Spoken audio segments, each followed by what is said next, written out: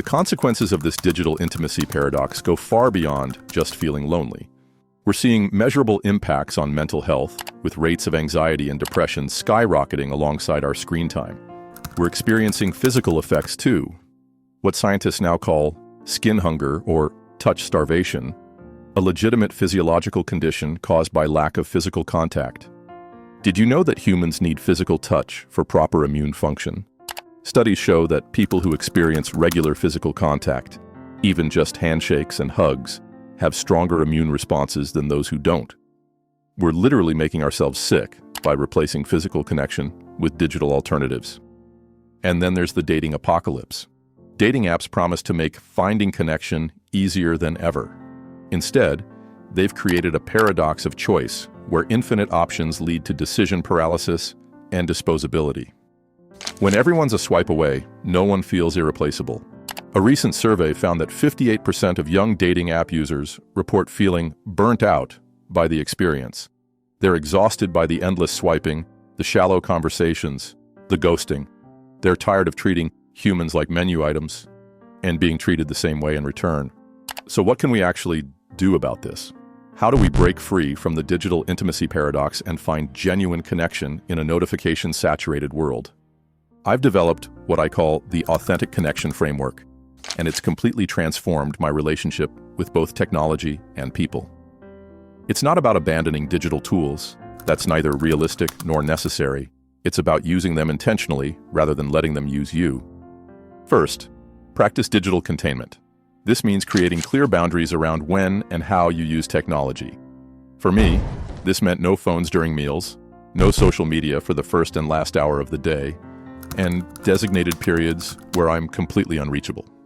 Research shows that even brief periods of digital disconnection can significantly reduce anxiety and increase feelings of social connection. One study found that people who put their phones away during conversations reported 37% higher satisfaction with those interactions. Think of it like this: your attention is a finite resource. Every moment spent in shallow digital connection is a moment not spent in deeper real-world connection. Choose wisely. Second, prioritize proximity. Whenever possible, choose the form of communication that brings you closest to real human contact. In-person is better than video call. Video call is better than phone call. Phone call is better than voice message. Voice message is better than text. This isn't just preference, it's biology. Each step toward physical presence increases oxytocin and decreases cortisol, the stress hormone. Your nervous system literally calms down when you can see faces, hear voices, and feel physical presence. Third, and this is crucial, practice vulnerability progression. Real intimacy develops through the gradual sharing of increasingly personal information. But social media has trained us to either overshare with everyone or share nothing meaningful at all. Instead, create concentric circles of sharing. Share different levels of vulnerability with different people based on the established trust in those relationships. Not everyone deserves your deepest truths. Reserve those for relationships with proven reciprocity. Fourth, convert digital connections to real ones. For every 10 digital interactions you have with someone you actually like, suggest one in-person meeting. Use technology as the beginning of connection, not the entirety of it.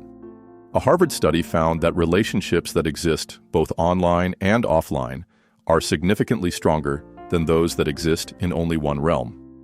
The strongest connections use digital tools to supplement real-world interaction, not replace it.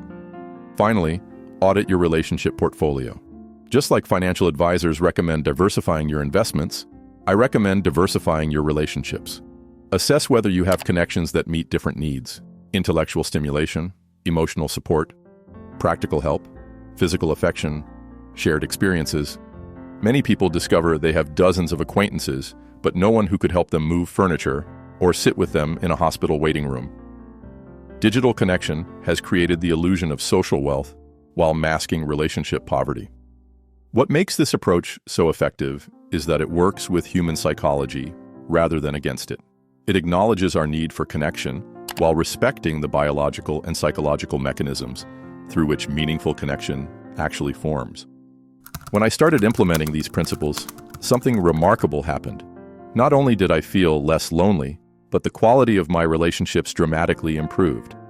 I went from having hundreds of shallow connections to having a smaller number of genuinely fulfilling ones. The constant background anxiety of missing out faded. The compulsive checking of notifications diminished. I started experiencing what psychologists call flow states in conversations. Those magical periods where you're so engaged with another person that time seems to disappear. Look, I still use social media, I still text, I still Zoom. I'm not living in a cabin in the woods, churning my own butter and writing letters by candlelight. But the difference is now, I use these tools intentionally rather than compulsively. I've put technology back in its proper place, as a servant to human connection, not a replacement for it. The world isn't going to stop creating digital distractions.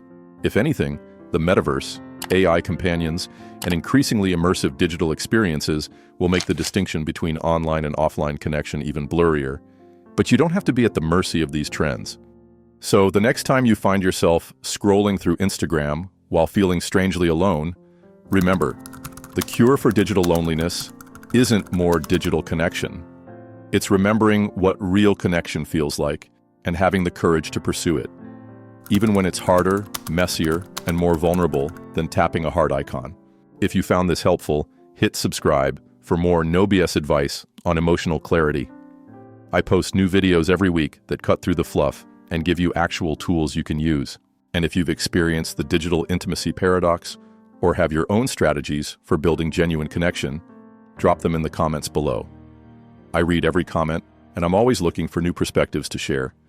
Until next time, remember, we're not meant to live through screens. We're meant to look into each other's eyes, hear each other's voices, and feel each other's presence. No technology, no matter how advanced, can replace that fundamental human need.